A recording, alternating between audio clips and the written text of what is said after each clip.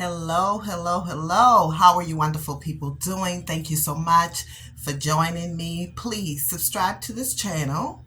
And if you've not already done so, share it real quick before this video goes any further. So like, comment, and share the video, and once again subscribe. This is going to be a really quick video because I have to jump onto my next subject in another video, and I have some work to do, so this is going to be real quick. But I realize that we're approaching the holiday weekend. We're already in the holiday weekend. Tomorrow is actually September the 4th, Labor Day. So we don't want to be boombazzled by these narcissists, okay? So this is just a quick tip for you guys. Listen, don't fall into that trap of being vulnerable and feeling lonely during the holidays, because that is the time when they come out of the woodwork just to come after you when they think that you are at your most lowest and vulnerable point. I've done it. They would use, as I've mentioned in videos before, it doesn't matter what it is. They would use death. They would use anything, any vulnerable moment to try to reattract you back to them like a magnet. So listen, this is just a quick tip. Be wise. Be very vigilant in knowing that call that you may receive later on today or tonight or tomorrow wishing you a wonderful Labor Day weekend, Labor Day itself, that's all just a trick. It's just a trick.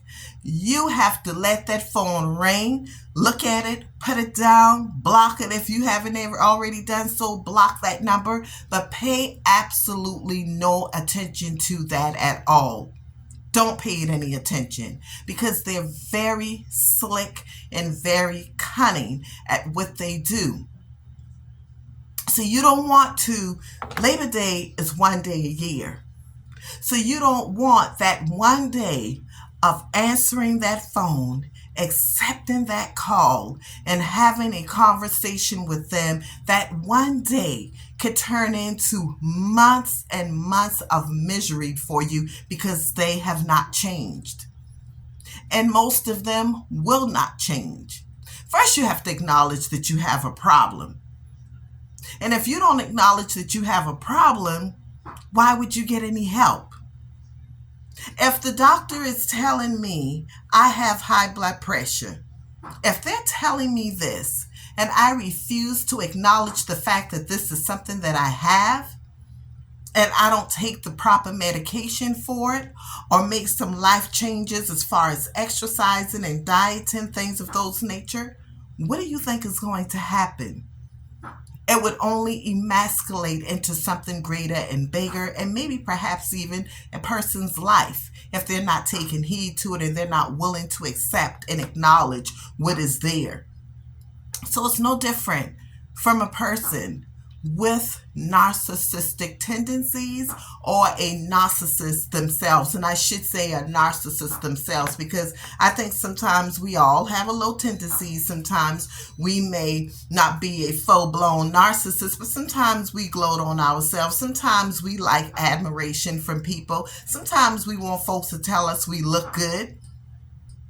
But once again, it's never at the expense of someone else's feelings, and that is the huge difference. So don't get caught up into that. Be very careful, be very wise in what you're doing, and just once again know that it's not for real. It's all a game. This is narcissistic abuse through the lens of Tracy, myself. I call it as I see it. I call it as I live it. And quick story before I end this video. I just lost Christmas Eve, and I've shared this video before, but for the sake of this video, this is when they come at you when you're down. For the sake of this video, Christmas Eve on into the morning of Christmas Day in 2018, I believe it was, my first cousin's son was murdered. He was only 18 years old. Remember, Christmas Eve. Christmas Eve was the day that I left my former husband, packed my car up with everything I could take right at that time, and I left him. Didn't hear from him at all that night because, of course, he was out having a good time because he already knew he had me. He knew he had me where he wanted me. So there was no phone calls that night, none whatsoever. So for the average person, they leave their significant other, and this man is or this woman is not trying to figure out where their spouse is. Be like, oh my God, I could just leave just like that and they don't care. So anyway, the following day, I heard from him. Why? Because he needed something from me. He needed some things that I took away from him out of anger and rage, which I shouldn't have done it, but who cares? I was angry. He had already taken so much from me, so why not? So anyway, he comes over to my aunt's house where everyone is sitting because it was actually her grandson who was murdered. Man, he played me so hard. He was that sweet and charming man I knew all over again. Very attentive, very loving, asked me to move back in, told me he wanted me back, he wanted to make the relationship work, blah, blah, blah, and so forth and so on. I went back. The very next day, I went back. So once again, he knew he had me. I went back.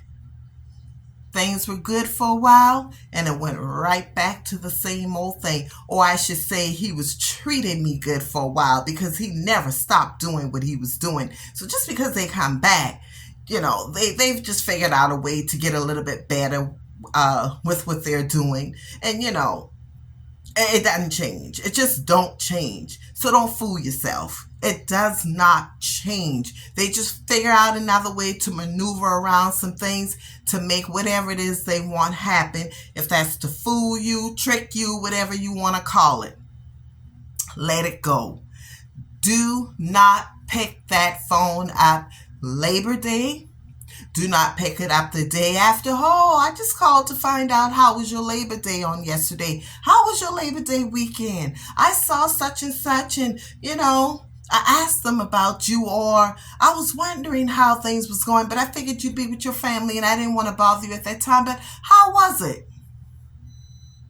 And you fall for it because it's like, wow, they really care about me. They're calling to check on me. No. They just know that around the holidays, that's one of the easiest pick-me time to call someone. They know around the holidays that a lot of people who are alone, who don't have a significant other, especially if y'all just split up, or if they know you've lost a loved one and they know that you're still grieving, they use it.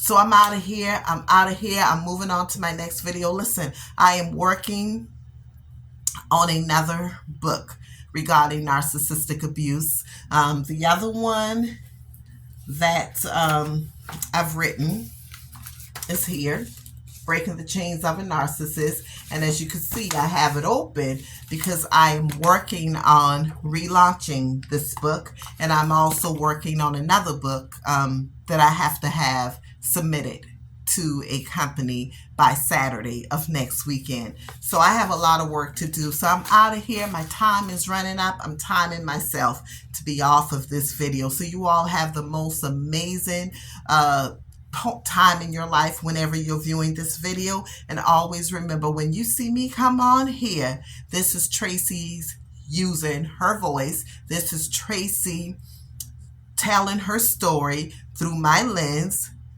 This is Tracy. Everyone could agree, anyone could agree to disagree, but facts are facts. I know what I've went through.